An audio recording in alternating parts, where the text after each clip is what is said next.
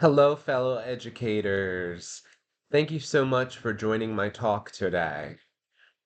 I wanted to speak with you all about a topic that is very common in education. It's something that we find ourselves in a lot in our profession, and that is professional learning communities. How often do we meet up with our colleagues to discuss our students, to discuss data? And there's a lot of power in the community of learning. I wanted to show you all a picture of what a professional learning community looks like. And I'm sure this feels very familiar to you all.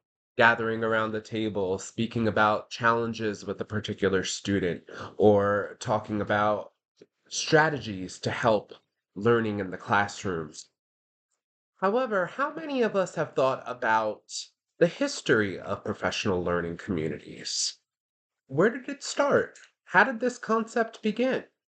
Well, would you believe that we would have to step back in time over 1,500 years ago to talk about the originator of this idea?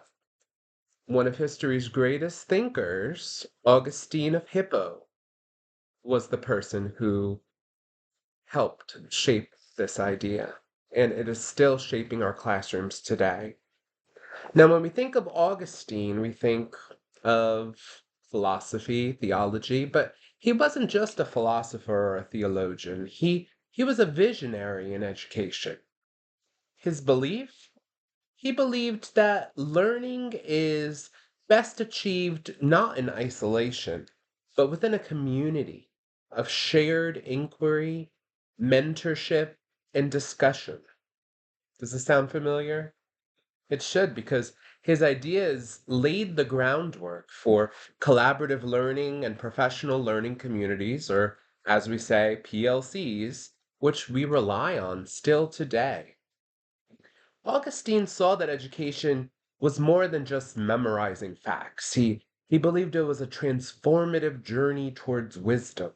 He really emphasized structured communal learning, where students and teachers engage in dialogue, question assumptions, and grow together.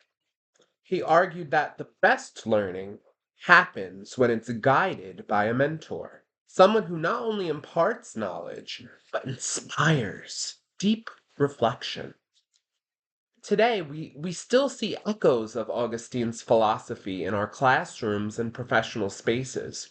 When students collaborate on projects, when educators gather in PLCs to refine their practices, when we foster critical discussions rather than just promote passive learning, we're all living out Augustine's vision.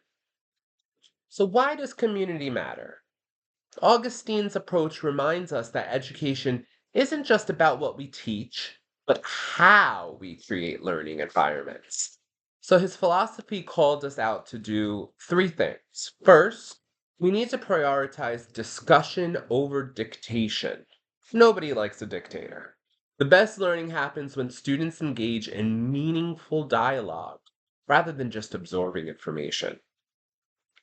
As teachers, we need to be mentors, not just instructors. Our role isn't just to transfer knowledge, but we're guiding students in their pursuit of understanding.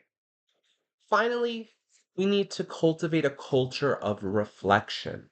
Augustine believed that true learning requires questioning, reevaluating, and refining our beliefs, an essential mindset not only for students, but also for educators.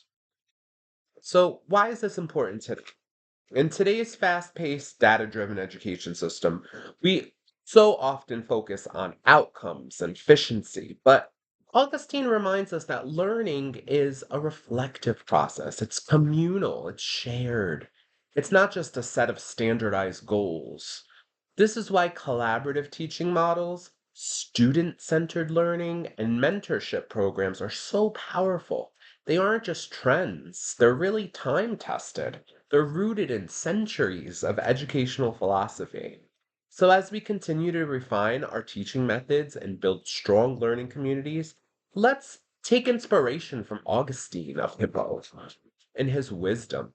Let's commit to fostering environments where curiosity, discussion, and shared growth thrive, not just for our students, but for ourselves as lifelong learners. Thank you so much for being part of this journey and for being educators who, like Augustine, believe in the power of learning together.